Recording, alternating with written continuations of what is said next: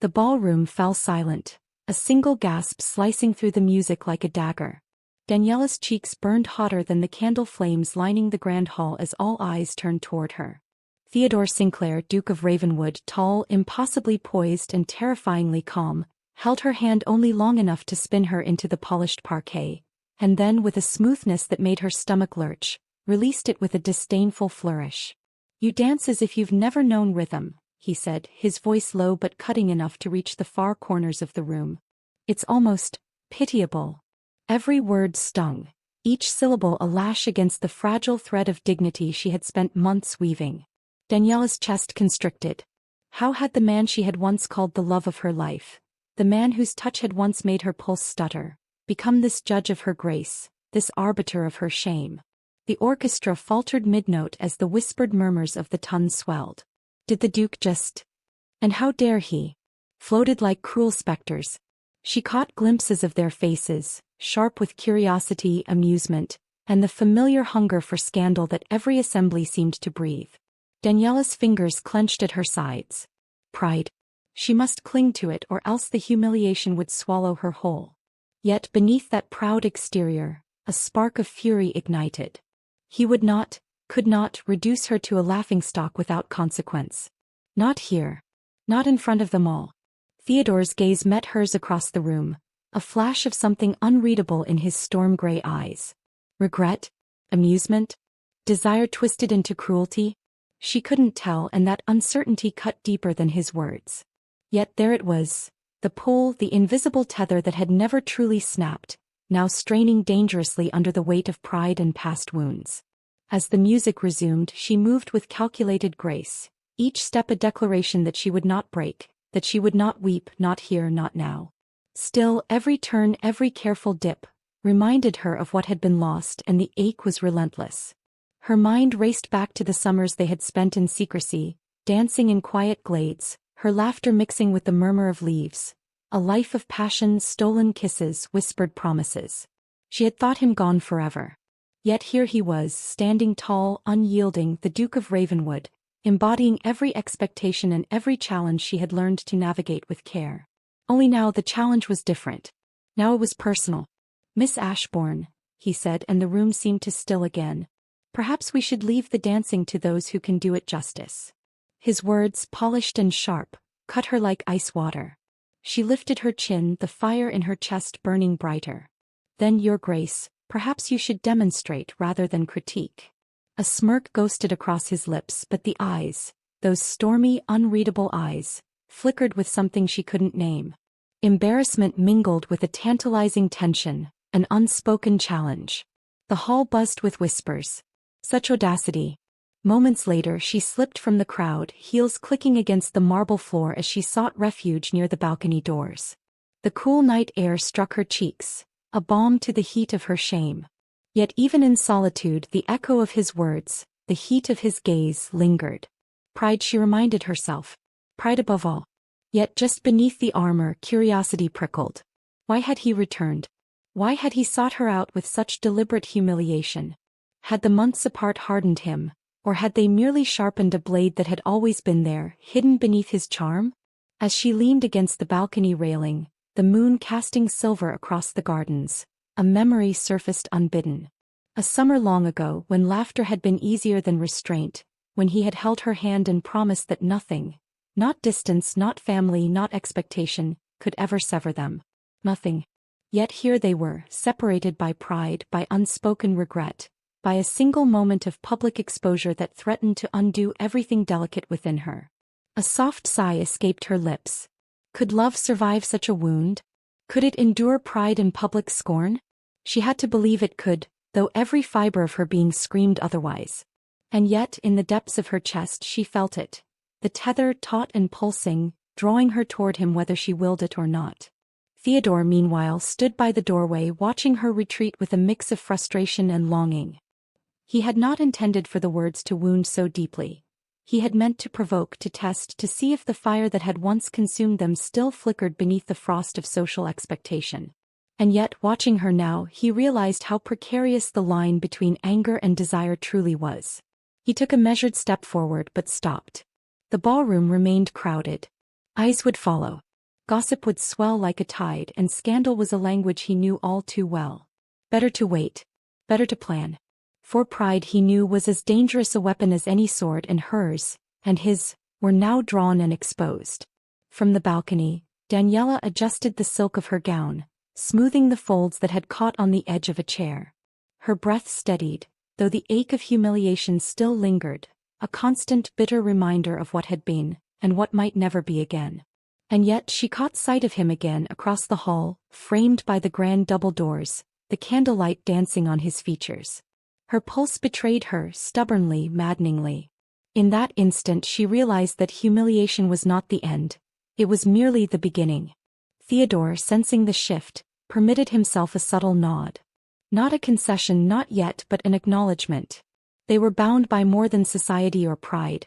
They were bound by history, by passion, by the silent ache of months spent apart. And though neither dared speak it aloud, each knew the truth. The battle had only just begun, and hearts were the most treacherous ground to navigate. As the music swelled again, Daniella took a deep breath and returned to the crowd, her posture regal, her eyes carefully avoiding his. Yet every movement, every glance, carried the weight of unspoken words, of histories shared and regrets buried. The evening pressed on, a delicate dance of civility, but beneath the surface, a storm gathered, silent yet inexorable. Moments later she found herself beside the marble fountain in the garden, the scent of night-blooming jasmine thick in the air. The water rippled, reflecting the moon like shattered silver, and she allowed herself, just for a heartbeat, to remember the man she had once loved so completely. A man who now stood as both adversary and desire incarnate. The question clawed at her. Could pride ever keep love alive, or was it destined to crumble under the weight of exposure, misunderstanding, and longing? She closed her eyes, letting the night swallow her momentarily, letting the cool air soothe the sting of the ballroom, while the memory of his storm-gray eyes haunted her still. Somewhere not far Theodore lingered, hands clasped behind his back, watching, waiting, and calculating. Every heartbeat between them was a silent negotiation, a quiet testament to what had been lost, and what might yet be reclaimed. And as the first hints of dawn kissed the edges of the Ravenwood estate, both knew with a certainty that terrified and thrilled them, that the events of tonight were only the first step on a path neither could fully anticipate, and neither could resist. What would you do if someone you loved humiliated you in public? Could pride ever keep love alive? The night settled into a tense, fragile quiet, the echoes of the ballroom still ringing in the marble halls, carrying with them a promise, a warning, and the faintest flicker of hope that the story of Daniella Ashbourne and Theodore Sinclair had only just begun. Daniella slammed the bedroom door behind her, the echo bouncing off the walls like the crescendo of a storm. Her hands shook, not from fear, but from the simmering, unspent fury that had coiled inside her since the ballroom incident. Theodore Sinclair had crossed a line, and yet, a part of her, stubborn, unwilling, foolish, still felt the ache of longing that his presence ignited. The morning sun cut through the tall windows of Ravenwood Manor, dust motes sparkling like tiny golden stars in its beams, yet Daniella barely noticed. Her mind was a tempest, replaying every sneer, every carefully measured word from last night. She had walked away with her dignity, or at least what remained of it, but the humiliation clung to her like a second skin. Her reflection in the mirror offered no comfort. The pale silk of her gown, meant to suggest grace and poise, now seemed like armor she no longer trusted.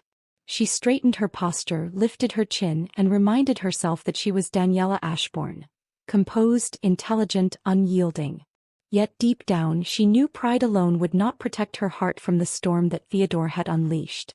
Downstairs the manor was already alive with the clatter of morning routines. Footmen moved like shadows, arranging silver trays and polished cutlery. The scent of freshly baked bread mingled with the faint trace of lavender from the drapes. Daniella descended the grand staircase, each step deliberate, a silent declaration that she would not crumble before him or anyone. She entered the dining room where the long table gleamed under the early light.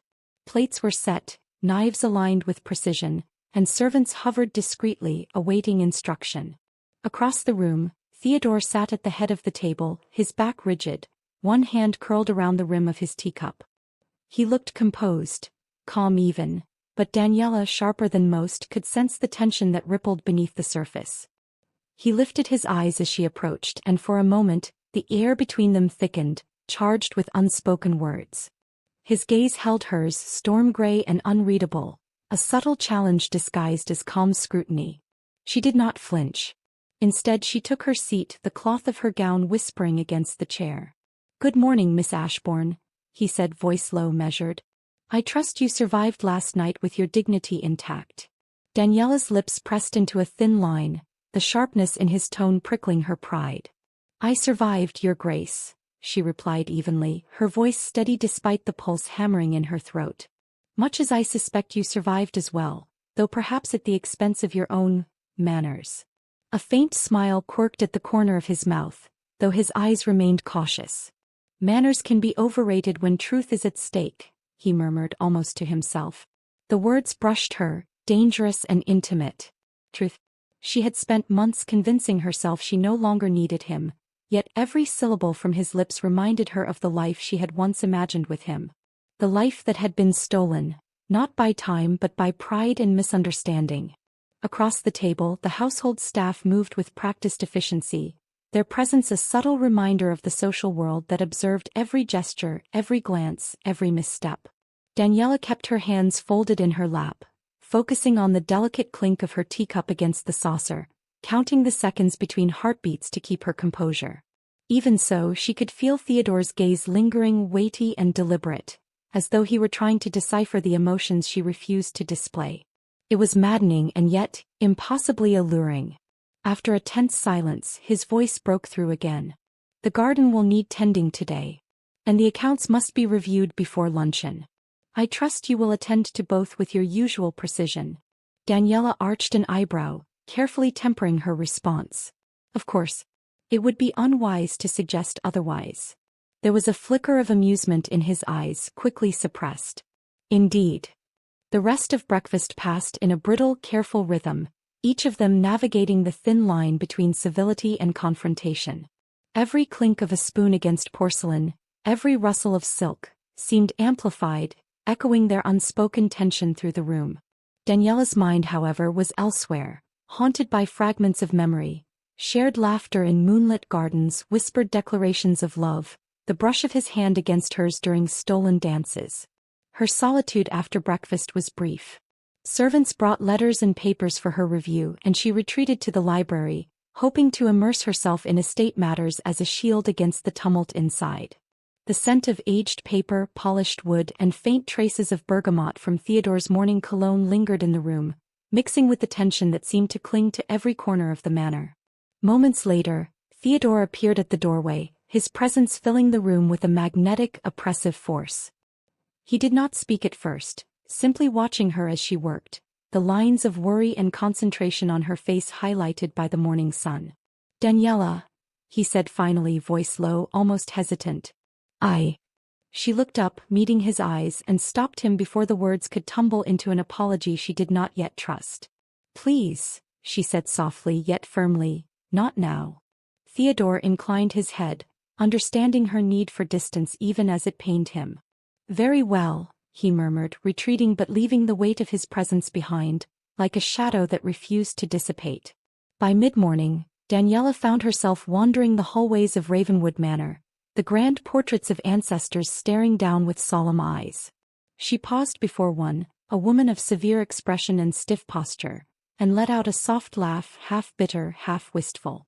History and expectation are heavy chains, she thought.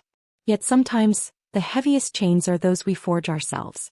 Her wandering led her to the music room, where the scent of polished wood and faded perfume lingered. The grand piano stood like a sentinel, untouched for weeks, the keys glinting under the sunlight that spilled through the tall windows. She approached it, brushing a finger along the surface, her thoughts a tangle of pride, fury, and longing. From there, a memory intruded, Theodore's hands on hers, guiding her through melodies late at night, the warmth of his breath mingling with the scent of candle wax and summer blooms. She closed her eyes, letting the memory wash over her, and for the briefest moment, allowed herself to feel the ache of what could have been. Her reflection in the piano's polished surface showed composure, but she knew the truth. Beneath the practiced poise, her heart thumped with unresolved desire, and her pride bristled against the vulnerability she had long denied. Later she wandered the gardens, the dew-kissed roses bending under the morning sun. The scent of earth and blooms filled her senses, yet could not mask the lingering sting of last night. She paused at the marble fountain, water rippling like liquid silver under the early light, and wondered if Theodore felt the same restless ache that gnawed at her chest. Meanwhile, Theodore navigated the manor with careful precision. Each encounter with Daniella was a minefield. Each polite nod or controlled smile weighed against months of longing and the sharp sting of his own pride.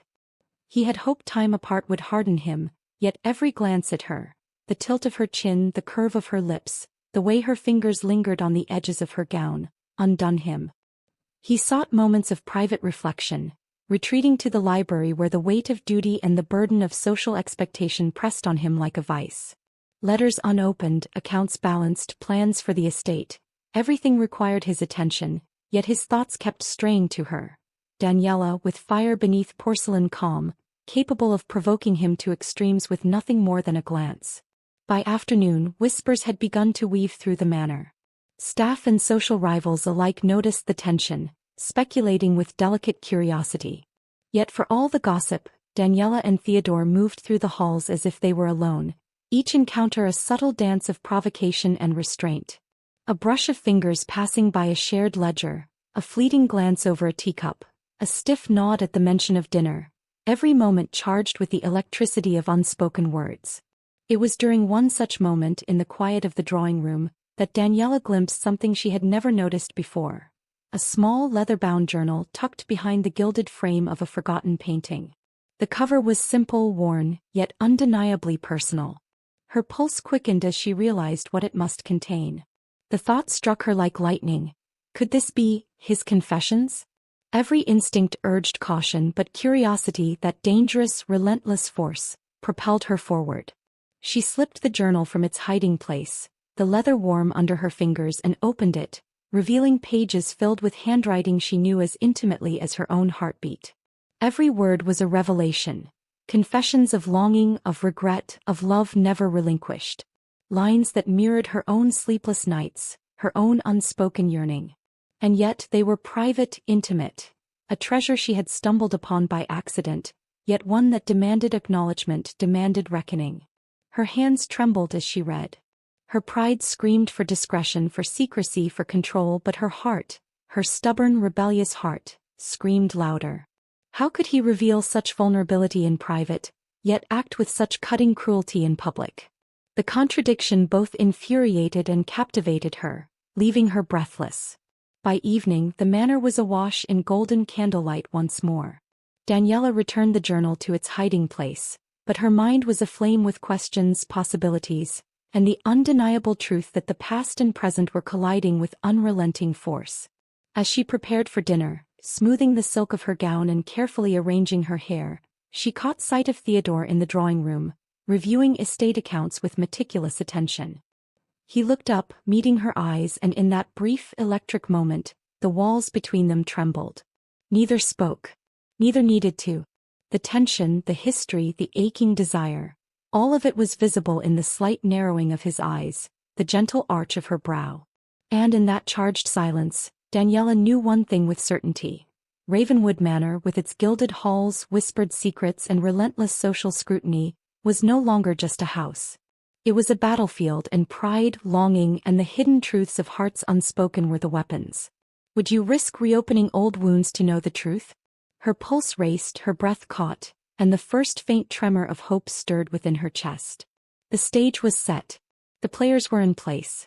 And the story, her story with Theodore Sinclair, was only just beginning. Daniella froze, the leather-bound journal clutched tightly in her hands, as if letting it fall would shatter the fragile threads holding her composure together. The ink-stained pages revealed the truth she had long suspected but never dared believe. Theodore Sinclair had never stopped loving her. Each confession, each note of regret, stabbed at her pride and stirred a longing she had tried to bury beneath layers of dignity. She sank into the cushioned window seat in the music room, sunlight spilling across her trembling hands. Her heart hammered like a war drum, each beat echoing the conflicting emotions coursing through her: anger, disbelief, longing, and fear. The room was silent save for the distant rustle of leaves in the garden, yet within her the storm raged uncontained. How had she been so blind?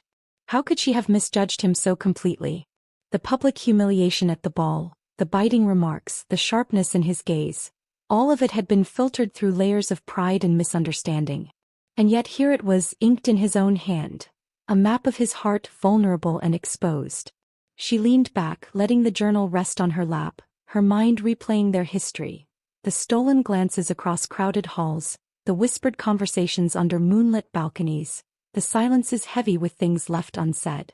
How easily she had mistaken his caution for indifference, his restraint for disdain. Now the truth was laid bare, but so was the danger of knowing it. A soft creak in the hallway made her start, the journal slipping slightly from her hands. Her pulse quickened as she realized that Theodore might appear at any moment. She closed the journal hastily, pressing it against her chest as if she could shield herself from the vulnerability it represented. She could almost hear his voice, low and measured, cutting through the quiet like a blade. "Daniella." Her stomach tightened. She did not know whether she feared his approach or yearned for it. She had spent months convincing herself that pride, distance and control could protect her heart. Yet here she was, unraveling before a book that held his very soul. The minutes dragged, each second thick with anticipation. Finally she rose, smoothing her gown and carefully placing the journal back where she had found it, behind the gilded frame. Every motion was deliberate, a shield against the tidal wave of emotions threatening to sweep her away. Yet she could not stop thinking. Does he feel the same conflict? Is he wrestling with the same storm inside? Dinner that evening was tense, a silent war of glances and restrained gestures. Theodore, impeccably composed, moved through the dining room with the grace of a seasoned noble, but Daniella caught the subtle signs of unrest, the slight tremor of his fingers as he adjusted his napkin, the flicker of hesitation in his eyes as he met hers. She forced herself to focus on the conversation at the table, the polite chatter of staff and distant relatives a backdrop to the unspoken tension simmering between them. Every word spoken, every laugh shared, felt like a test of willpower, a delicate balancing act of pride and desire. When the last course was cleared, Daniella excused herself under the pretense of reviewing estate documents. She moved quickly but not recklessly through the candlelit halls, her mind replaying the journal's revelations. She had to understand, had to reconcile the man before her with the man she had read about in those delicate ink-stained pages. She found herself in the library, the scent of leather and old paper comforting in its familiarity. Theodore was there, seated at the long mahogany table, poring over letters and account books. His brow was furrowed, jaw tight, yet there was a softness in his gaze as it lifted to meet hers. "Daniella," he said quietly, voice barely above the rustle of parchment. "You look unsettled." She drew a steadying breath, forcing calm into her tone. "I am merely engaged in the work of the manor," she replied, deliberately vague, masking the tumult inside. He studied her, eyes narrowing slightly, a mixture of curiosity and concern flickering across his features. "Of course," he said, and for a moment, the silence between them was more revealing than any words could be. She moved to the piano, letting her fingers trail lightly across the keys, producing a tentative, hesitant melody. Music had always been a refuge, a way to translate feelings too complex for speech. Theodore remained standing, watching her, his presence like a charged wire humming in the air. "May I?" he asked softly, gesturing toward the piano bench beside her. Daniella hesitated. Pride warred with desire, and yet there was a pull she could not resist. Slowly she nodded. He seated himself beside her, and for a few moments they played in tandem, hesitant, searching, delicate. Every note was a conversation, every chord a confession. The room seemed to shrink around them, the library walls fading until it was just the two of them, bound by music, by history, by unspoken yearning. Theodore's fingers brushed hers, accidental yet electric, and Daniella felt the heat of old, familiar longing rise in her chest. "Why did you," she began, voice trembling, "why did you humiliate me last night?" His hand stilled over the keys. He did not answer immediately. Instead he inhaled slowly, his eyes dark and stormy. "Because I could not bear the thought of seeing you indifferent to me. I thought, if I hurt you, perhaps I could protect you, from myself, from society, from the consequences of our hearts." Daniella's breath caught. The revelation both stunned and enraged her. His cruelty had been a twisted form of love, a misguided attempt to shield them both from pain. Yet it had cut her deeply, leaving wounds she now realized were more than skin deep. "Protect me," she whispered, voice sharp despite the tremor. "By shaming me in front of everyone? By destroying what little dignity I had left?" He bowed his head, shame etched into every line of his face. "I thought I was strong enough to bear it alone. I was not. And yet, I see now how terribly I misjudged everything." Daniella's hands clenched in her lap, nails digging into the soft fabric of her gown. Her pride screamed at her to walk away, to leave him to his regrets, to preserve the wall she had spent so long building. But another part, the part that still remembered stolen glances, tender whispers, the warmth of his hand in hers, softened the edges of her anger. She looked at him, really looked, and saw the man she had loved, flawed and human, bearing the weight of his mistakes as heavily as her own. And in that moment, a quiet, dangerous hope stirred within her. "Do you truly regret it?" she asked, her voice barely more than a breath. He met her gaze, unflinching, his expression raw with honesty. "Every moment, every word, every silence that kept us apart. I would undo it all if I could, but I cannot. All I can do is try to earn your forgiveness, if you will let me." The confession hung between them like a fragile glass ornament, shimmering with possibility yet weighted by fear. Daniella's chest tightened as she realized the precariousness of their situation. Pride, social expectation, and past misunderstandings were formidable barriers. Yet the journal, the music, his eyes. It was clear he had not stopped caring, and perhaps neither had she. A sudden knock at the library door startled them both. The manor staff had begun preparations for afternoon visitors, and the interruption felt like a jolt back to reality. Daniella closed her eyes briefly, grounding herself in the rhythm of her heartbeat. When she opened them, Theodore was watching her with an intensity that left her breathless. "Later," he said softly, his voice a promise rather than a question. "We will speak properly. I will explain everything, and I will not leave until I have your answer." She nodded once, stiffly, and turned back to the piano, the notes she played trembling with emotion. She did not know if she was ready to forgive, if her pride would allow it, or if her heart could withstand the risk of hope. But one thing was certain. The past had returned, insistent and unyielding, and the quiet corridors of Ravenwood Manor would never be the same. That evening, as twilight painted the manor in hues of deep violet and gold, Daniella retreated to the music room once more. She opened the journal, tracing the words with trembling fingers. Each confession, each intimate thought, was a step deeper into understanding the man she had loved and feared in equal measure. Theodore appeared at the doorway, the fading light casting his shadow across the polished floor. He did not speak. He did not need to. His presence alone was a challenge, a promise, and a confession all at once. Daniella looked up from the journal, meeting his gaze. Her voice was soft, uncertain, yet resolute. "I know now, but how do I trust that your actions will ever match these words?" His eyes softened, shadowed with vulnerability. "Actions speak louder than ink, Daniella. And I will spend every moment proving that to you." A silence settled between them, heavy with longing, fear, and unspoken promises. And as the last rays of sun slipped beneath the horizon, Daniella understood that the storm had only just begun. But perhaps for the first time she was ready to weather it with him. Would you risk reopening old wounds to know the truth? The question lingered in her mind as the manor grew quiet for the night. Every heartbeat, every glance, every unspoken word was a thread drawing them closer together, and pulling them toward the reckoning that neither could avoid. In the span of a single evening, Daniella realized that the journal was more than ink on paper. It was a key, one that could unlock the door to love, forgiveness, and vulnerability. But using it would demand courage, and courage was something she had only just begun to find. And somewhere, deep in the halls of Ravenwood Manor, Theodore watched, waiting, hoping, knowing that the truth they now shared could either bind them together or shatter them entirely. The stage was set. The players poised. The first move had been made. Would pride let them survive this? Or would love at last prevail? Daniella's hand trembled as she poured her morning tea, the fragile china rattling against the saucer. She could feel it before she even saw him. Theodore's gaze, sharp and unyielding, burning across the breakfast room. Every instinct screamed to look away to preserve her dignity, but instead she held his stare, and the weight of their shared history pressed upon her like the oppressive heat of summer in the manor's stone corridors. The silence between them was deafening. Servants moved quietly around the table, delivering eggs, toast, and delicate pastries, yet their presence barely registered. The unspoken tension crackled, electric and dangerous, each breath a calculated exercise in restraint. Daniella's heart raced. Every glance, every subtle tilt of his head, was a test, a dare, a challenge she could not refuse.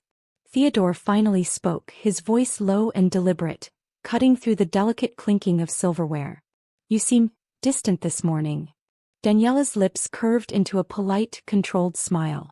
"I am merely occupied with thoughts of the estate, my duke. There is much to manage after all." Her voice was calm, precise, but inside a storm roared. Every word was a tightrope walk between pride and desire. He leaned back slightly, studying her with a scrutiny that felt like both accusation and longing. "Is that all you are thinking about?" His tone held a dangerous edge, the hint of a question that demanded honesty yet risked opening wounds better left closed. Her hands clenched around her teacup, knuckles whitening. "For now," she replied, deliberately ambiguous, letting her words dance along the line of truth without fully revealing herself. As breakfast concluded, she excused herself, retreating to the library under the guise of reviewing correspondence. The moment the door closed behind her, she exhaled sharply, tension coiling in her chest. The journal lingered in her mind, those intimate confessions etched in her memory like fire on stone. She couldn't stop replaying each word, each nuance, each hidden longing. Moments later, the soft echo of footsteps approached. Theodore appeared in the doorway, hands behind his back, the faint scent of bergamot and sandalwood announcing his presence before she even saw him. "I trust the morning finds you well," he said, voice deceptively casual. Daniella stiffened, her pulse quickening. "As well as one can be under the circumstances," she replied, her words measured, masking the whirlwind of emotion beneath. He moved closer, the glint of sunlight catching on the edge of his dark cufflinks. "Circumstances are complicated," he admitted, eyes locking onto hers with an intensity that made her stomach lurch. "But I would like to make them less so. For both our sakes." She hesitated, caught between the desire to believe him and the fear that her heart would betray her pride once more. "And how, pray tell, do you intend to accomplish that?" Theodore's lips curved into a faint, almost wistful smile. "By being honest. By speaking plainly. By giving you every chance to understand and to trust me, if that is even possible after last night." Daniella's breath caught. Her hands trembled slightly as she reached for a book on the shelf, using it as a shield to conceal the heat rising in her cheeks.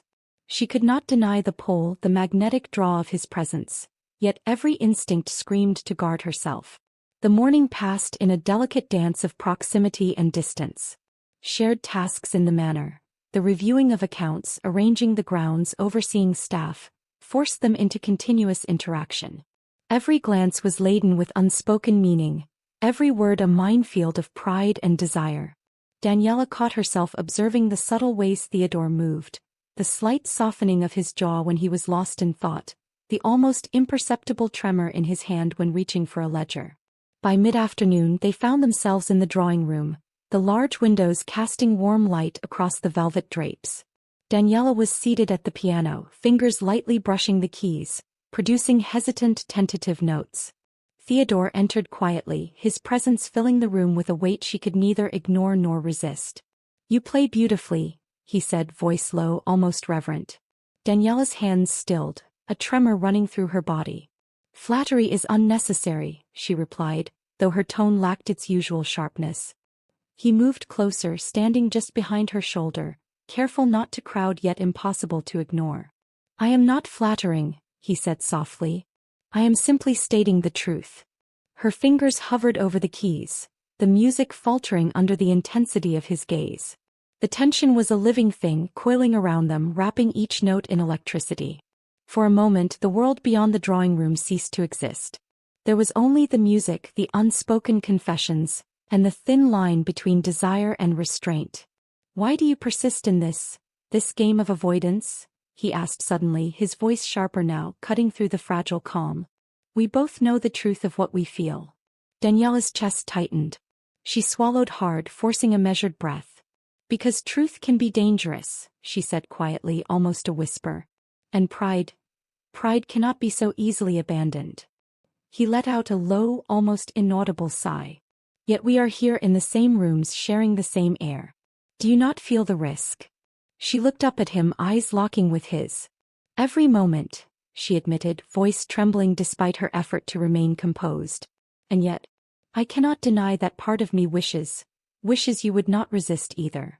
Theodore's hand brushed hers as he adjusted a sheet of music, a fleeting touch that sent a spark through her entire body. For a heartbeat, the room was suspended in an impossible stillness, the air thick with longing. Then we are both prisoners of our own making, he murmured, his gaze dropping to her fingers. And yet, perhaps prisoners can still find moments of freedom.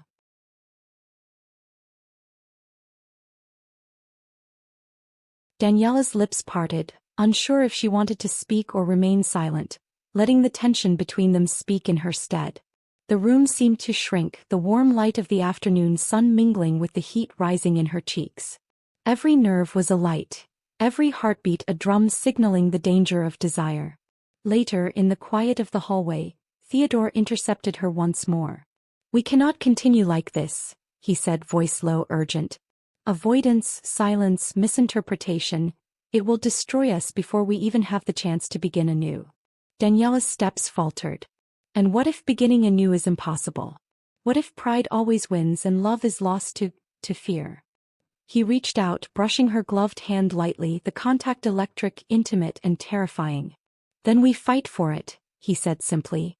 We fight for each stolen glance, each word unspoken, each moment that might otherwise pass unnoticed. Because to lose this would be to lose ourselves. The evening brought another challenge, a moonlit walk through the manor gardens. The night air was crisp, carrying the scent of jasmine and wet earth, and the moon cast silvered shadows across the gravel paths. They walked in silence at first, each step measured, each glance loaded with meaning. Do you remember our first walk here?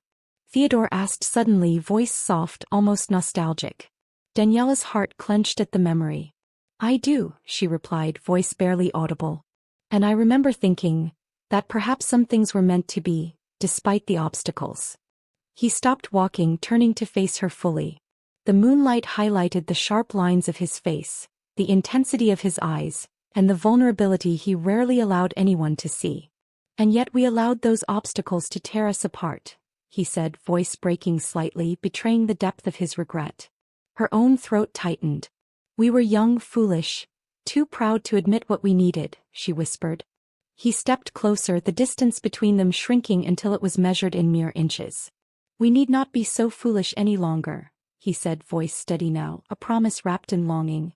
The tension was unbearable, the air thick with the promise of confession, of passion, of something irrevocably changing between them. Daniella felt her carefully constructed walls begin to crumble under the weight of shared history, whispered regrets, and the undeniable pull of desire. In the music room that evening, they found themselves seated together again at the piano. Theodore's hand hovered over hers, a tentative, charged presence. Shall we try again? He asked softly. Daniella's fingers met his, tentative yet intentional. The music began, hesitant at first, then flowing into a duet that spoke of longing, regret, and a possibility that neither dared name aloud. Each note was a conversation, each chord a promise, each silence a confession. And yet, even amidst the harmony, the red herrings persisted. Misunderstandings hidden in fleeting glances, prideful refusals to speak outright, subtle gestures misinterpreted. Every smile, every word, every lingering touch was a battleground of emotion, desire, and fear. As the night deepened, Daniella leaned back slightly, letting the final notes linger in the quiet room. Theodore's hand remained near hers, a silent reassurance, a tether to the hope that had begun to flicker in her chest. I do not know how we navigate this storm of pride and longing, she admitted, voice barely a whisper. He smiled, faint but real, eyes reflecting both mischief and sincerity. Then we take it one note at a time, one glance at a time, one truth at a time, he said, voice steady, commanding, yet tender. And as the candlelight flickered across the piano and their faces, Daniella realized that the slow burn of their reunion was as thrilling as it was terrifying. Every touch, every word, every glance was a step closer to either heartbreak or a love they could no longer deny. The night ended with a single unspoken understanding. The tension, the desire, and the uncharted territory of their hearts would define the coming days. Every shared space in the manor, the hallways, the drawing rooms, the music room, was now a stage for their delicate dance of pride, longing, and vulnerability. What would you do if every glance, every touch, every word carried the weight of unspoken desire and past mistakes? Daniella pressed her hands to her chest, feeling the storm inside her settle just enough to allow hope to flicker. And somewhere in the quiet corridors of Ravenwood Manor, Theodore was poised, waiting, and daring to believe that this slow, torturous tension might lead them at last to a love that could endure pride, scandal, and time. The night was far from over, and their battle, between pride and longing, silence and confession, fear and desire, had only just begun. Would you let pride win if love demanded your surrender? Daniella slammed the letter onto the marble table, her chest heaving, the edges trembling under her grip. The paper felt heavier than lead, laden with betrayal, or at least the cruel illusion of it. Her eyes burned with unshed tears, and for the first time in days, the carefully maintained composure that cloaked her heart began to unravel. Theodore, loving another woman? How could it be possible after everything, after the shared glances, the silent dinners, the stolen musical duets that had ignited something neither of them could deny? The candlelight flickered, casting shadows that seemed to mock her, dancing across the room as if celebrating her sudden despair. She pressed a hand to her forehead, feeling the weight of the world pressing down, threatening to crush the fragile hope that had been building in her chest. Every memory of their closeness now felt like a lie, each tender moment a deceit woven by circumstance or fate, or worse, by Theodore himself. She could hear footsteps approaching, light and careful yet purposeful. Theodore's presence was immediate, a looming shadow at the doorway, and she could feel the electricity of his attention even before he spoke. Daniella, his voice, normally so commanding, carried a tremor of uncertainty she had never heard before. She did not turn to face him, unable to bear the sight of his calm, composed face, which now seemed to mock her anguish. "Do you deny it?" she asked sharply, the words tearing themselves from her throat before she could stop them. "Do you deny that you've been writing to someone else?" Theodore's eyes widened slightly, a flicker of confusion, or perhaps hurt, crossing his expression. "What are you speaking of?" he asked, stepping closer, the sound of his boots echoing faintly against the polished floor. Daniella threw the letter toward him, the paper fluttering in the air like a wounded bird before landing at his feet. "This," she said, voice breaking, "this proves everything. All those secret letters, those tender words, they weren't meant for me, were they?" He bent to retrieve it, eyes scanning the familiar handwriting. Then he looked up, meeting her gaze with a mixture of disbelief and pain. "Daniella, you misunderstand." His voice was low, intense, a tide of emotion barely restrained. That letter is not what you think." Her hands trembled and she took a step back, instinctively putting distance between them. "Then explain it," she demanded, though the tremor in her voice betrayed her fear that the truth might be worse than the lie. He straightened, placing the letter carefully on the table as though handling a fragile treasure. "I wrote that letter to myself," he began, voice measured but charged with emotion. "To remind myself of the love I foolishly lost. To hold on to the regret I carry every day. It was never sent to another woman. It was a confession, Daniella. A confession meant only for the one person I could never risk losing. You." Daniella's knees weakened and she grasped the edge of the table to steady herself. "For me?" she whispered, disbelief and hope warring within her. "Yes," he said, stepping closer, his presence filling the room with an undeniable gravity. "Every word, every sorrowful line, every trembling admission, it was for you. Because I could not bear to let my pride destroy what we once had, and what I hope we might still have." Tears spilled over, blurring her vision. "But why did you let me think otherwise? Why humiliate me, drive me to doubt your heart?" His gaze softened, regret etched into every line of his face. "Because I was afraid," he admitted, voice breaking. "Afraid that I would be rejected, that my words would shame you, that pride, ours, mine, yours, would keep us apart forever. And so I stayed silent and I watched, hoping that one day, the truth could be spoken without ruining everything. The air between them thickened, the weight of unspoken years pressing down. Daniella's heart pounded, each beat a drum calling her toward him, toward forgiveness, toward the fragile possibility of love reclaimed. "Do you even know what it has done to me?" she asked, voice barely above a whisper. "To think you loved another. To feel so utterly powerless to change anything?" Theodore's hand hovered near hers, hesitant, a silent plea for trust. "I know," he said softly. "I know because I felt it too. The fear, the longing, the unbearable ache of pride keeping us apart. But we are here now and the truth is laid bare. And I will do whatever it takes to prove that my heart belongs only to you." Daniella's chest heaved and she felt the fragile walls of her pride begin to crumble. The journal, the letters, the misinterpretations, they all faded in the light of this confession. She wanted to believe him, wanted to allow herself the luxury of hope, yet fear still lingered like a shadow at the edges of her heart. What if it's too late?" she asked, her voice trembling.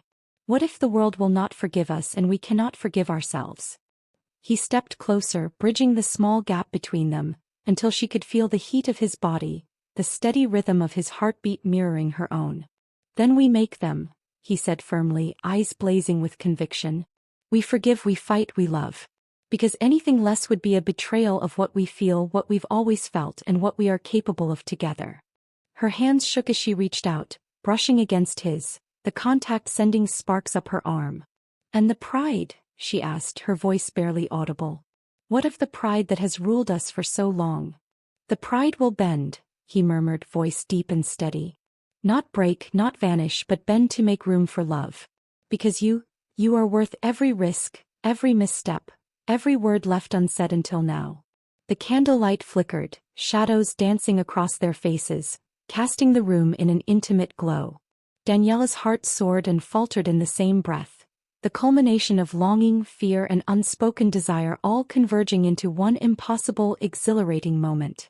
Minutes, or perhaps hours, passed in silence, each of them caught in the gravity of what had just been revealed. The journal lay open on the table, a silent testament to truth, confession, and hope reborn. Every word Theodore had written, every tremor of emotion captured in ink, was now a bridge between them, a lifeline to the connection they had almost lost. Finally, Daniella stepped closer, closing the distance with a tentative courage she had not known she possessed. "Then, show me," she whispered, her voice fragile yet determined.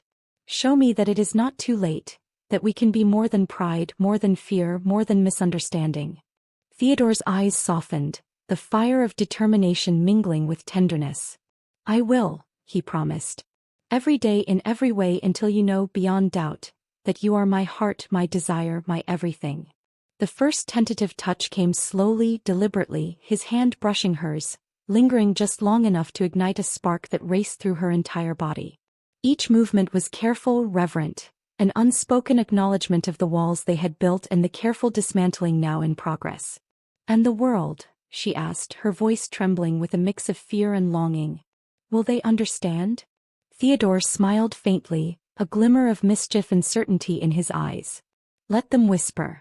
Let society watch and speculate.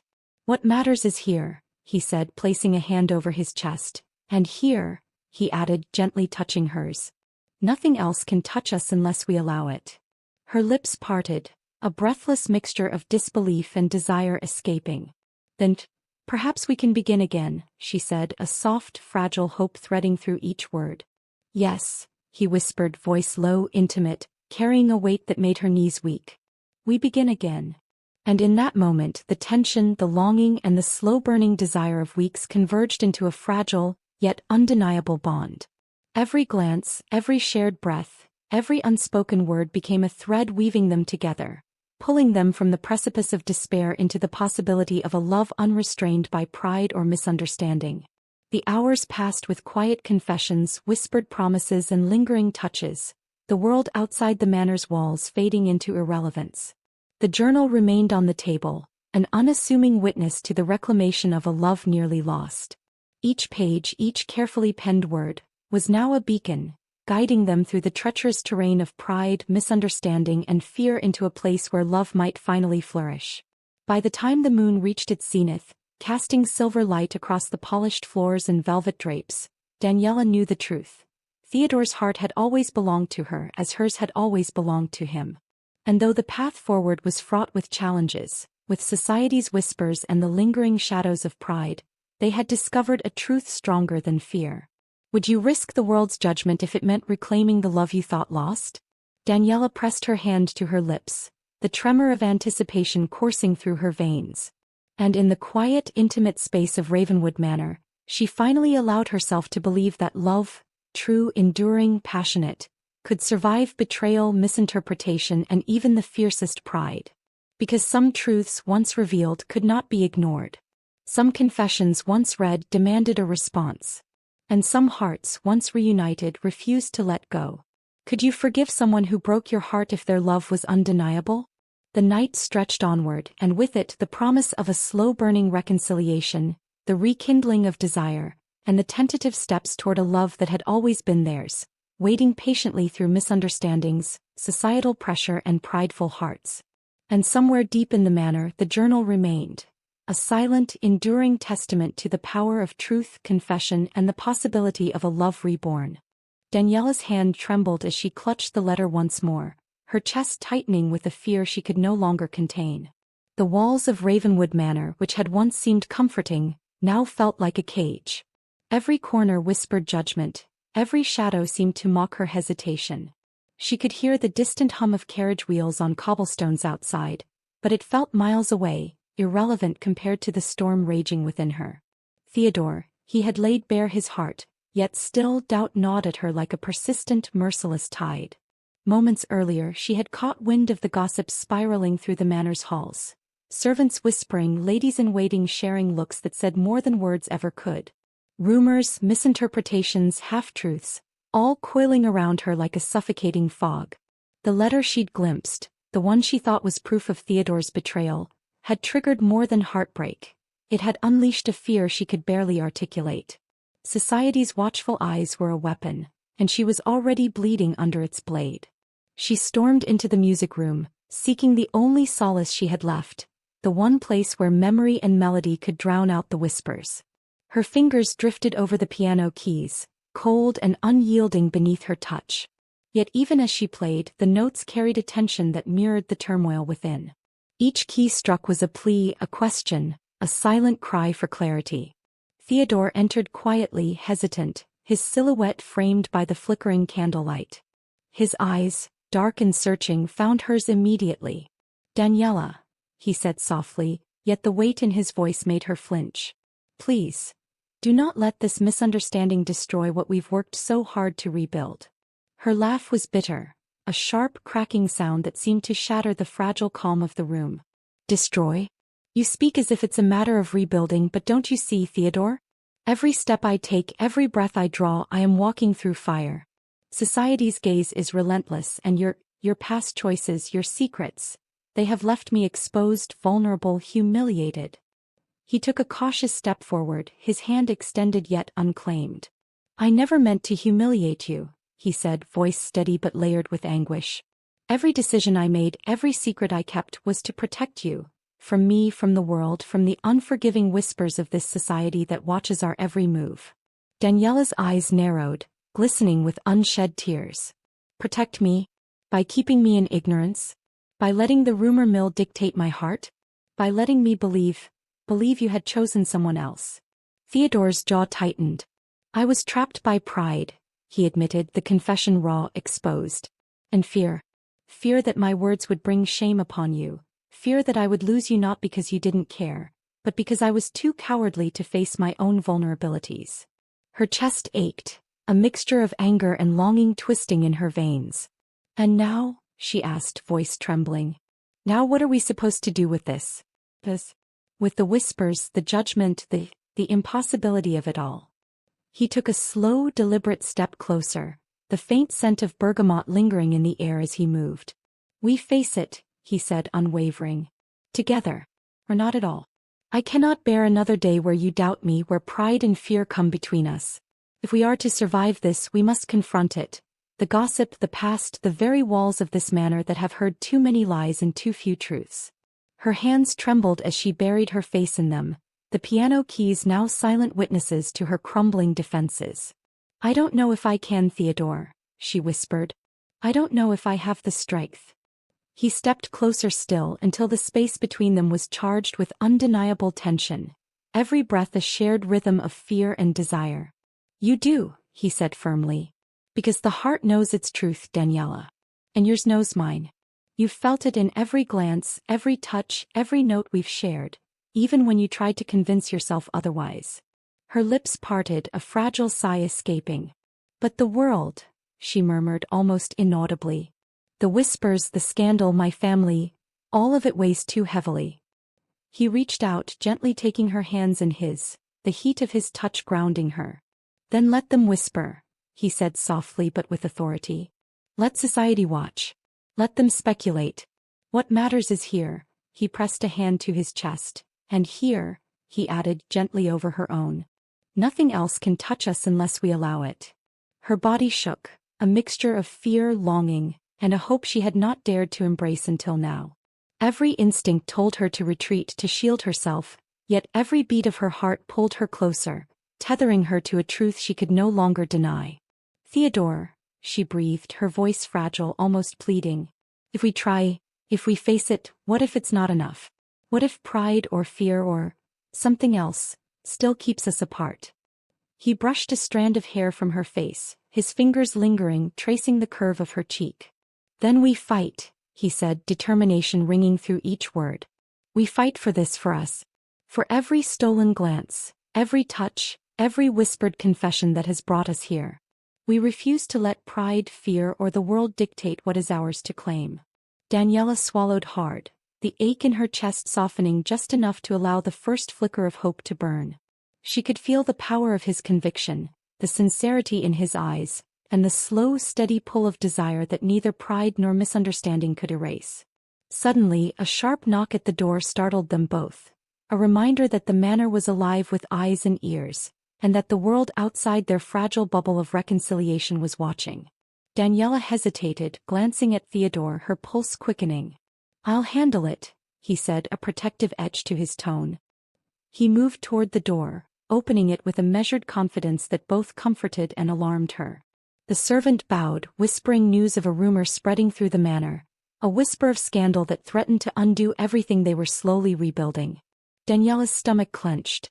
"It's never ending," she murmured, turning back to the piano, her hands brushing the keys as if seeking courage from the familiar cold ivory. Theodore returned, placing a reassuring hand on her shoulder. "Then we make it end," he said, voice low, intimate. "We stop hiding, we stop fearing, and we face it together. No more secrets, no more misunderstandings, no more letting pride decide for us." She met his gaze, searching for certainty, for truth, for the reassurance that her heart so desperately craved. And in that moment she found it, not just in his words, but in the quiet strength radiating from him, in the unyielding sincerity that had drawn her to him years ago and never let go. "What if I fail?" she asked, voice barely above a whisper, yet charged with raw emotion. "Then I will catch you," he said, closing the space between them. "And we will rise together, no matter how high the walls, no matter how sharp the whispers, no matter how heavy the past." Her hands trembled as she reached for his, entwining their fingers with a tentative courage. Every heartbeat, every shiver of anticipation, was a silent vow, an acknowledgement that the journey ahead would be perilous, yet worth every risk. The candlelight flickered once more, shadows dancing across the walls like a living tapestry of fear, hope, and desire. Daniella drew a shaky breath, her resolve hardening, even as the weight of the world pressed down. This has to work," she said, voice firmer now, tinged with determination. "We cannot let it fail. Not again."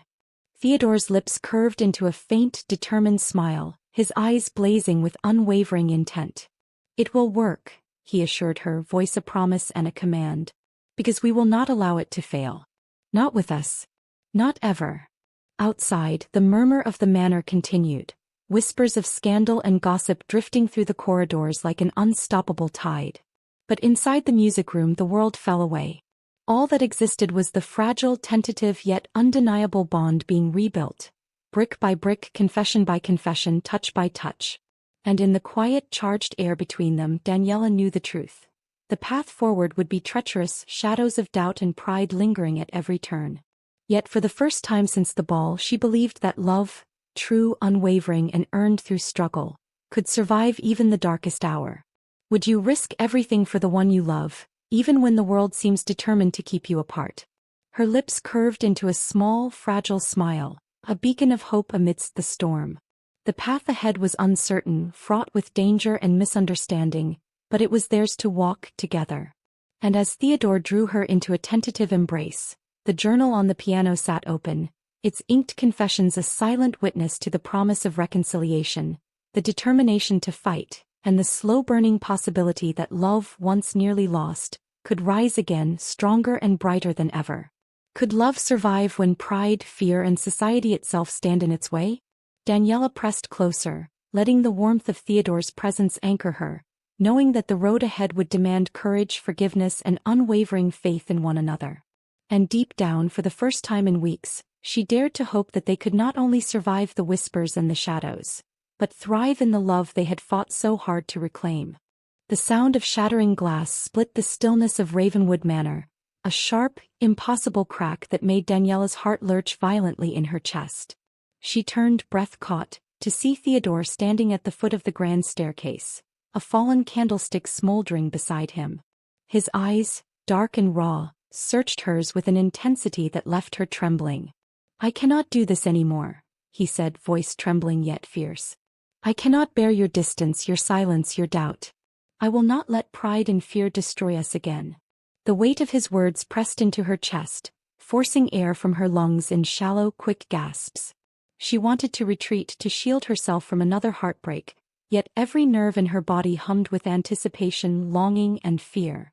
"Theodore," she whispered, voice quivering, "what are you talking about? You cannot possibly." He cut her off with a sudden, desperate motion, pulling a worn leather journal from beneath his coat. "I have carried this with me for months, Daniella," he said, voice breaking. "Months of regrets, confessions, and fears. I was too afraid to show it, afraid that you would turn away as you almost did. But no more." Her eyes widened, the familiar leather binding and careful inked pages igniting a storm of emotion within her. The journal, the hidden repository of his heart, had been the very object that kept them apart, now held tremblingly in his hands, laid bare for her to witness. Every memory, every unspoken word, every flicker of longing he'd concealed was contained within, awaiting her judgment. "You are going to keep this hidden forever?" she asked, voice hoarse, hurt and hope tangled in a single fragile thread. "Yes," he admitted, swallowing hard. "Until I realized that love, our love, cannot survive in shadows. It cannot survive lies, fears, and silence. I have waited for courage, for the right moment, and I have lost too much time already." Daniella's fingers trembled as they hovered over the journal, as if the touch alone could unlock a floodgate of emotion she had spent weeks containing. "All of this, for me?" she breathed, the incredulity and intensity of her feelings nearly overwhelming her.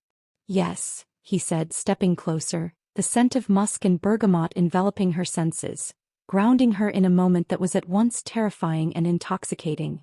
"Every word, every line, every confession in this journal. It is mine to give you, mine to own, and mine to share because it is truth. Our truth. The truth that I love you, Daniella. That I have always loved you. And that I will not, cannot, stand by while pride or fear drives you away again." Her hands shook, tears threatening to spill, and she struggled to find the words that could capture the maelstrom inside. But the rumors, the misunderstandings, how do we even begin to untangle them? How do we face society, our families, the past? Theodore's gaze hardened with determination, yet softened with an undeniable tenderness. "We face them head-on," he said, voice firm, unwavering. "We do not hide. We do not allow whispers and judgment to dictate the course of our hearts. We reveal ourselves fully, openly, and without fear. Today, Daniella, I am offering you everything. No pretenses, no walls, no secrets. Will you take it?" Her heart pounded, a tumultuous rhythm of fear, longing, and anticipation.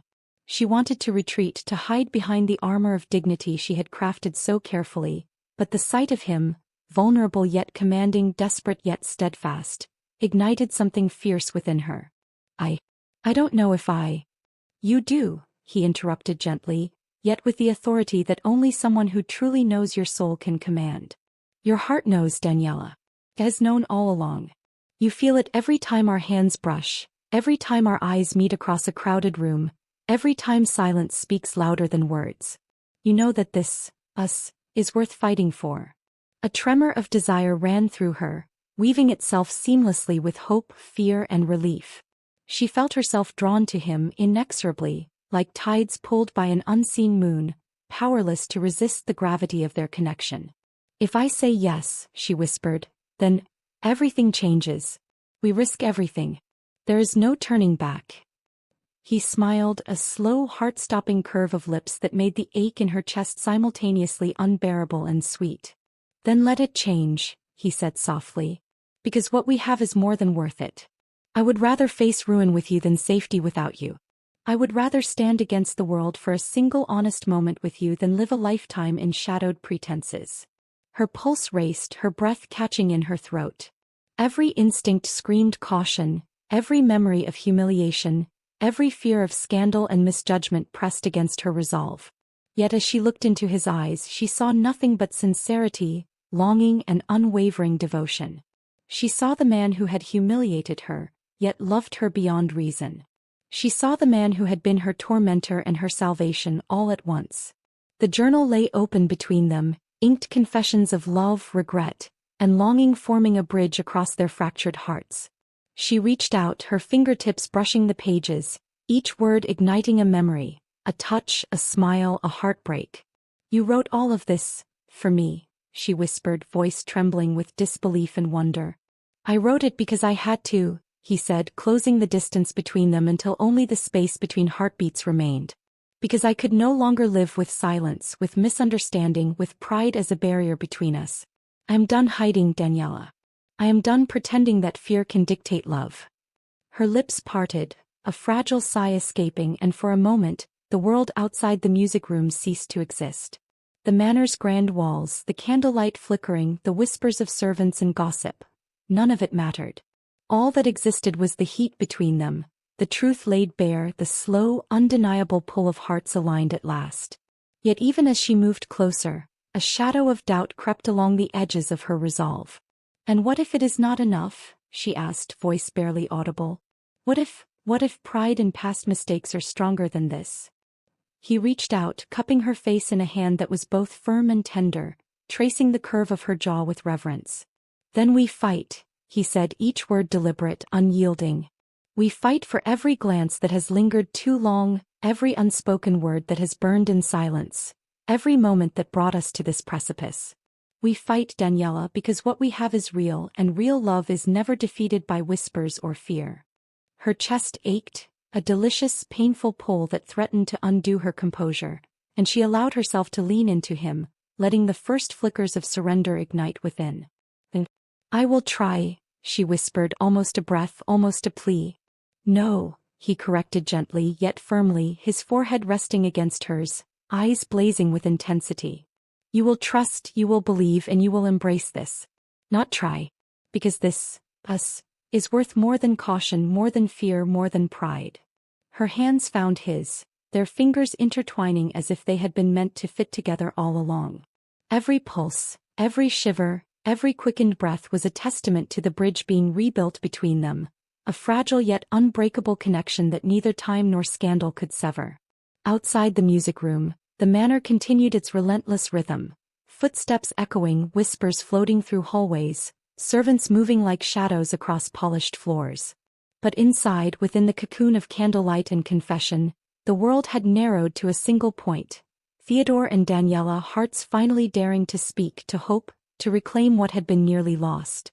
Theodore leaned closer, his lips hovering near hers, not touching yet, the tension almost unbearable. This is our moment, he murmured, voice thick with desire and sincerity. Every fear, every doubt, every wall we have built, it ends here. Will you step forward with me, Daniella? Will you choose us? Her heartbeat thundered in her ears, every thought, every fear, every longing colliding into a single powerful truth. Yes, she breathed, barely more than a whisper, yet carrying the weight of certainty, courage, and desire. Yes, Theodore. I choose us. A slow, triumphant smile spread across his face, dark eyes glistening with a mixture of relief and unrestrained emotion. Then we begin, he said, pressing a gentle, reverent kiss to her forehead, a vow sealed in tenderness and longing. We begin together with nothing hidden, nothing held back. For the first time in what felt like an eternity, Daniella felt the walls around her heart crumble, letting warmth, hope, and desire flood in unchecked. Every whispered secret, every confession in that journal, every moment of silence and tension had led to this, the turning point where love, raw and undeniable, would finally reclaim its place. And in the quiet aftermath, as candlelight flickered and shadows danced across the grand music room, both Daniella and Theodore understood a simple, profound truth.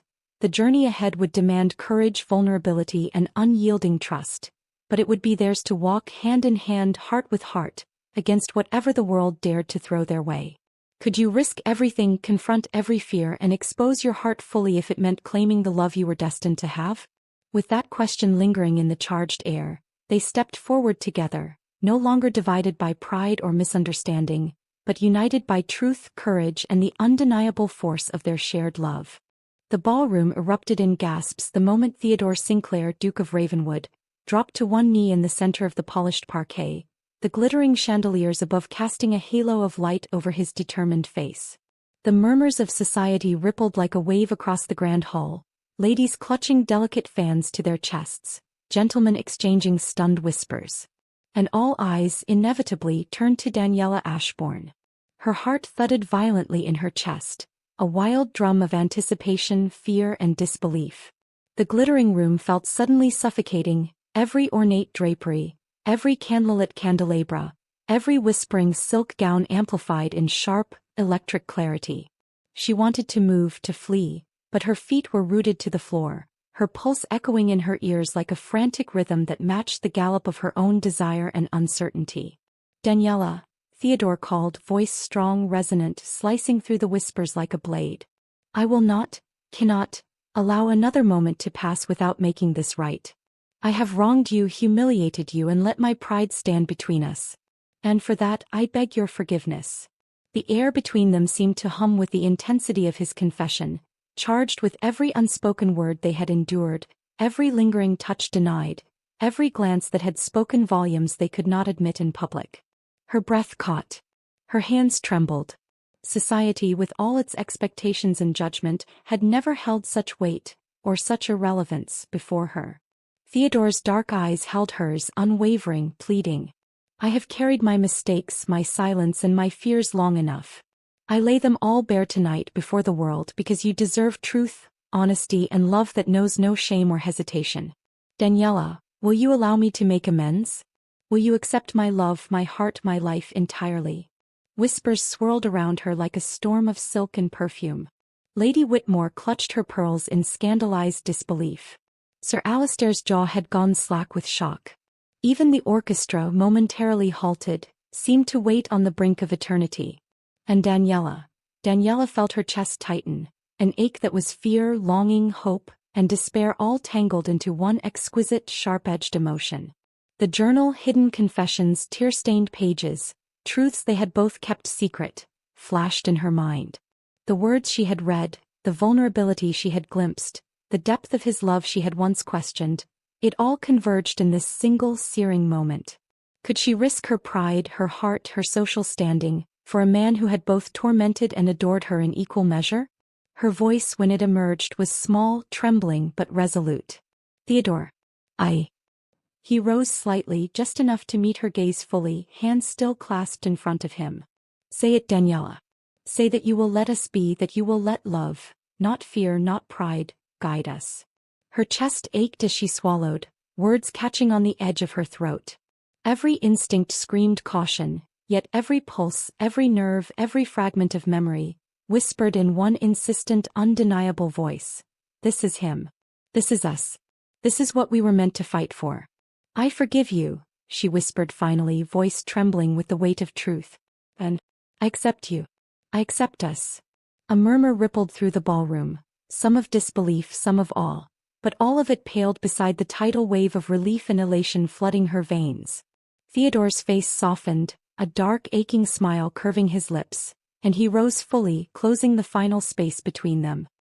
He lifted her gloved hand to his lips, pressing a kiss that was both reverent and claiming, a silent vow to protect, honor, and cherish her henceforth. The crowd, momentarily forgotten, became background noise. All that mattered was the electricity crackling between them, the culmination of months of tension, misunderstanding, and restrained desire. Theodore's hands found her waist, steady, firm, yet gentle, drawing her close without overstepping, giving her both comfort and certainty. "Do you understand?" he whispered, lips brushing her ear, voice thick with emotion, "that I would face every scandal, every rumor, every whispered accusation if it meant holding you, loving you openly and honestly?" "I do," she breathed, body trembling yet steadying against his strength, heart pounding in synchronized rhythm with his own. "I understand. And I will face it with you." The music, once halted, resumed in a hesitant, fluttering waltz as if the orchestra had been waiting for this very declaration.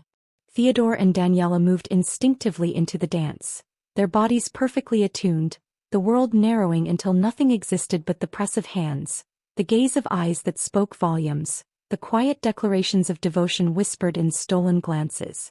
Yet even as they moved, a ripple of challenge lingered, society's scrutiny, the jealous murmurs, the ever-present pressure of family expectation.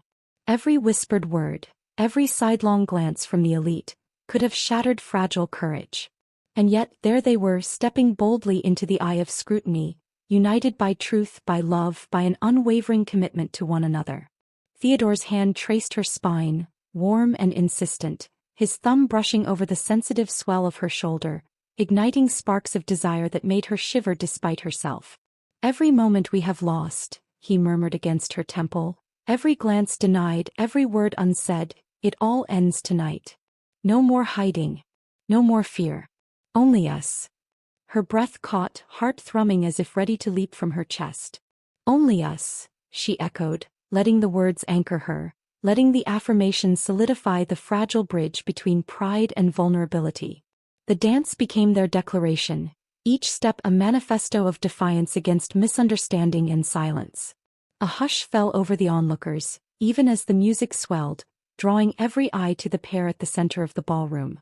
Daniella's gown shimmered like liquid moonlight, every fold and movement catching the crystal chandelier's reflection, yet it was her eyes, wide, luminous, fearless, that captivated those who dared to stare. Theodore's posture was commanding, yet softened by devotion. The dark intensity of his gaze held an honesty that silenced skepticism and envy alike. And then, as the dance reached its crescendo, Theodore leaned closer, voice low, intimate, meant only for her. "I have waited, endured, and feared. But never again. From this moment forward, Daniella, I choose you, always, in every way, no matter what the world demands of us." Her lips parted, an answering shiver escaping in a whispered, fervent, "And I choose you." The ballroom, the whispers, the judgments, all of it melted away in the heat of their union. Theirs was no longer a tentative, cautious bond but a public, unyielding declaration that pride, fear, and misunderstanding could no longer dictate the trajectory of their hearts. The orchestra's final note lingered like a caress, echoing through the hall, and Theodore dipped her gently, their eyes never leaving one another, as if sealing the promise with 1,000 silent, potent words. The murmur of society, once oppressive, now seemed irrelevant, powerless against the force of love finally unbound. And as the Duke of Ravenwood drew her upright, hands clasping hers, breath mingling with hers, the crowd erupted in restrained applause. Some clapped, some whispered, some stared in awe, but none could pierce the sanctuary of truth and passion cocooning the two lovers. Theodore brushed a stray lock of hair from her face, thumb tracing the curve of her cheek, eyes dark and intense. "Do you feel it?" he asked, almost a growl, almost a whisper. "Do you feel what we've created here and now, despite every obstacle, every fear?" "Yes," she breathed, chest tight, heart full. "I feel it. Every bit. And I will guard it as fiercely as you do." He leaned in, capturing her lips in a kiss that was tender, claiming, and intoxicating all at once. A kiss that spoke of battles fought, mistakes endured, longing repressed, and love triumphant. It was a kiss that promised loyalty, courage, and a lifetime of shared moments, no matter the world's judgment. And in that instant, with the chandeliers reflecting every glint of crystal and candlelight, Daniella and Theodore knew a profound truth. Nothing, not pride, not scandal, not past humiliation, could unseat the love they had fought to reclaim. They had faced despair, endured separation, and risked everything, and now, in the heart of Ravenwood Manor, they stood victorious. Have you ever witnessed love triumph against every obstacle, every doubt, every fear? As they danced, wrapped in one another's arms, whispers of admiration and astonishment rippled through the ballroom. But for Daniella and Theodore, the world had shrunk to a single powerful point: each other. Their hearts beat in perfect synchrony, every step, every glance, every breath a testament to the power of truth, vulnerability, and courage. The night was theirs. Every moment of tension, every unspoken word, every pang of longing had led to this apex, a public yet intimate declaration that love, when nurtured with honesty and bravery, could overcome even the weight of society's scrutiny. Theodore's hands lingered on her waist, and Daniella pressed her forehead to his, breathing in the scent of him, musk and bergamot mingling with the sweet notes of the ballroom. "Together," he whispered. "In everything. Forever." "Yes," she replied, her voice resolute, unshakable. "Forever." And in that declaration, amidst the glittering chandeliers, swirling gowns, and awed gazes, the Duke and his beloved found their triumph, not just over pride, misunderstanding, and society, but over the fragility of fear itself. Could love ever be this fearless, this enduring, this complete? That night, Ravenwood Manor witnessed a love restored, a bond forged stronger through adversity, and two hearts finally brave enough to claim the happiness they had long deserved. Daniella opened her eyes to the soft wash of dawn spilling across the Ravenwood Manor gardens, the petals of the early roses glistening with dew, and for the first time in months she felt light, as though the weight of every whispered insult, every cruel glance, every moment of hesitation had been lifted from her chest. The morning air was crisp, carrying the faint scent of lavender from the hedges, and yet it was not the flowers that made her pulse quicken. It was the certainty, the hard-won truth of the night before, that love, true and unyielding, had reclaimed her heart. She rose from the chaise, bare feet brushing the cool marble floor, and walked toward the music room, the familiar sounds of the manor waking around her. Her fingers trailed over the polished piano, and she paused, the memory of last night's dance, Theodore's knee pressed to the floor, the intensity in his eyes, still sending shivers down her spine. Every note she pressed now seemed to echo the rhythm of their shared heartbeat. The victories, the trials, the confessions, the forgiveness. And there he was. Theodore. Leaning against the doorway, morning sunlight gilding the edges of his dark hair, the intensity in his gaze tempered by a softness she had rarely seen. His hands were tucked into his waistcoat pockets, posture relaxed yet brimming with contained energy. For a heartbeat she thought he might speak words she had waited to hear for months, perhaps years. But he said nothing at first. He simply watched, and in the silence the rawness of their shared history hung between them, a thread neither could sever nor would they want to. Finally he stepped forward, voice low but steady, reverberating in the warm, quiet room. "Daniella, I have spent too long fearing that I had lost you, fearing that my pride had destroyed the one thing that mattered most. And yet here you are. Alive, radiant, and forgiving. Tell me, how can I ever deserve you?" Her chest tightened. Forgive him. She had already done so in the public declaration, but forgiveness in the quiet, private moments, the moments that truly counted, was different. It was an offering, fragile yet potent, a surrender of fear and doubt. She allowed herself a small, wry smile, the first true grin in days. "Perhaps," she murmured, "deserving has nothing to do with it. Perhaps it is love that deserves courage, and we are only its servants."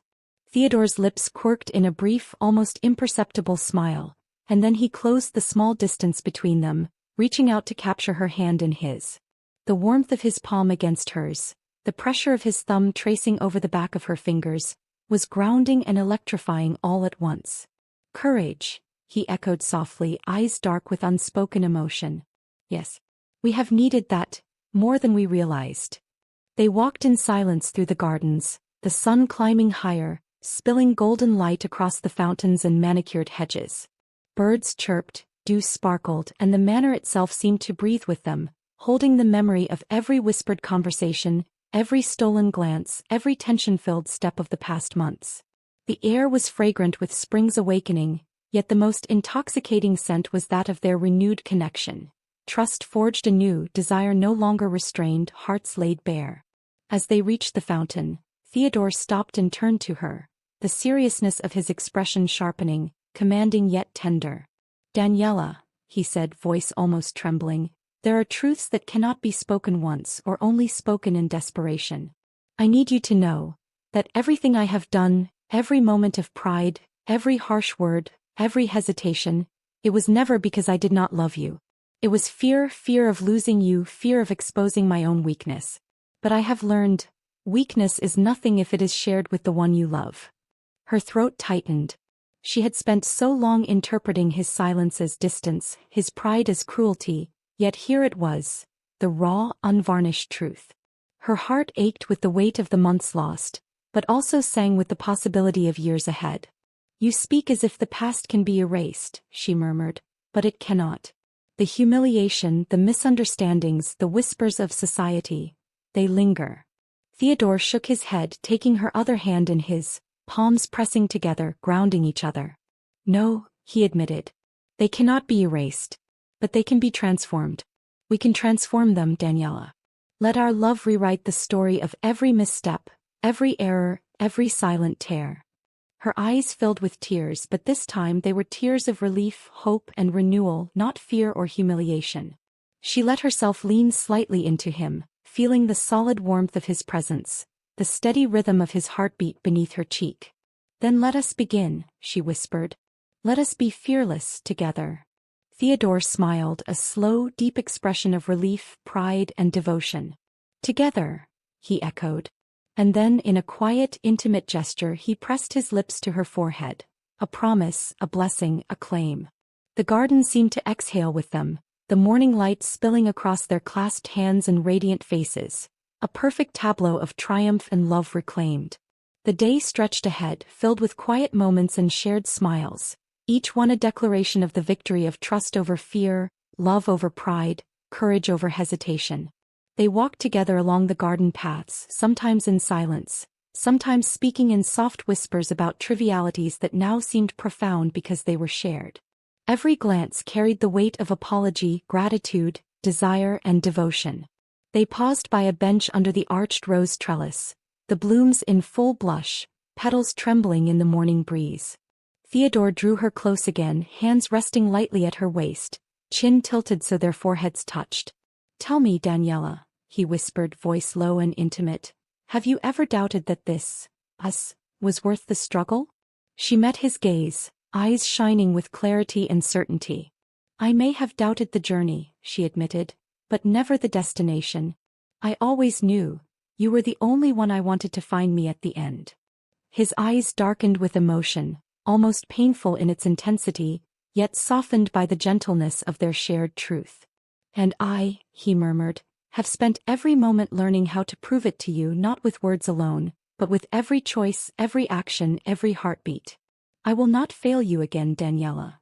She reached up, brushing a strand of hair from his forehead, letting her fingers linger, tracing the fine lines of tension that had haunted him, softened now by love reclaimed. "Then we begin anew," she said. "No ghosts, no pride, no fear. Just us, learning and growing together." A soft breeze ruffled the treetops, carrying petals that danced like confetti around them, and in that motion, it felt as if the universe itself celebrated their union. Theodore held her hands in both of his now, thumbs caressing lightly, eyes never leaving hers. "We have earned this," he said softly. "Every second of struggle, every pang of longing, every trial we endured, it has all led us to this moment." She smiled, a warmth spreading through her chest that had nothing to do with the morning sun. "Yes," she whispered. "And now nothing can take it away." As they walked back toward the manor, hand in hand, the corridors no longer seemed stifling but welcoming. The servants' soft greetings, the gentle rustle of curtains, the warm aroma of breakfast. The world felt newly alive, vibrant, and theirs. Every glance from Theodore, every gentle squeeze of her hand, was a reminder that love, when fought for, when faced with courage and vulnerability, could triumph over pride, misunderstanding, and fear. Later, as they settled in the drawing room, sunlight streaming through tall windows, Theodore poured 2 cups of tea, the ritual quiet and ordinary, yet imbued with extraordinary intimacy. He handed her the cup, fingers brushing hers, and Daniella felt a thrill, a mixture of comfort, longing, and belonging. "I've wondered," he said softly, voice carrying the weight of months of unspoken thought, "how many moments we lost, how many chances we let slip because of fear or misunderstanding." She took a slow sip, the warmth spreading through her, anchoring her. "Perhaps too many," she admitted. "But it is the ones we have now that count. The ones we can nurture, cherish, and guard fiercely." He nodded, eyes lingering on her face, committing every line, every expression, every flicker of emotion to memory. "Then we guard them together," he said. "Always." Daniella's hand found his, fingers intertwining, and the simple touch held more meaning than words ever could. The journal, the whispers, the past misunderstandings, they were relics now, tools of growth rather than chains. Love had prevailed, fear had been confronted, and pride had been transformed into mutual respect and devotion. Outside, the gardens glowed with the golden promise of a new day. Inside, Ravenwood Manor seemed to exhale, walls and halls echoing with the quiet music of 2 hearts in perfect harmony. They spoke little, needed little, because every glance, every smile, every soft brush of fingers across knuckles was a conversation more profound than any speech could convey. "Have you ever had to risk everything for love?" Theodore asked quietly, a playful light threading through his serious tone, as if teasing the universe for testing them so mercilessly. Daniella smiled, her chest tight with gratitude and joy. "I have," she whispered. "And I would do it 1,000 times over if it meant ending up here with you." The rest of the day passed in gentle intimacy, shared meals, quiet laughter, stolen glances across rooms, and lingering touches that promised a lifetime of connection. Each moment, ordinary yet extraordinary, was a testament to the endurance of their hearts, the courage of vulnerability, and the triumph of love over every obstacle. As the sun dipped low, painting the sky with hues of rose and gold, Daniella and Theodore stood once more in the garden, the breeze caressing their faces, petals drifting around them like snow in spring. He lifted her hands to his lips, a final, tender kiss, sealing their commitment. "Yes," she whispered, heart full, eyes bright. "Forever us. No fear, no pride, only love." Theodore nodded, pressing his forehead to hers. "Forever," he echoed. "And nothing, no past humiliation, no gossip, no mistake, will ever take that from us again." In the quiet aftermath of trials, in the soft glow of the fading day, Ravenwood Manor witnessed not a scandal or a heartbreak, but a love reclaimed, a bond forged stronger by adversity, and 2 souls who had finally dared to choose one another fully, completely, and without hesitation. Share your thoughts. Can pride and past mistakes ever truly keep lovers apart? And in that promise, in the interlacing of their fingers and hearts, the Duke and his beloved began the first chapter of their forever, a story of courage, forgiveness, and love that could not be denied.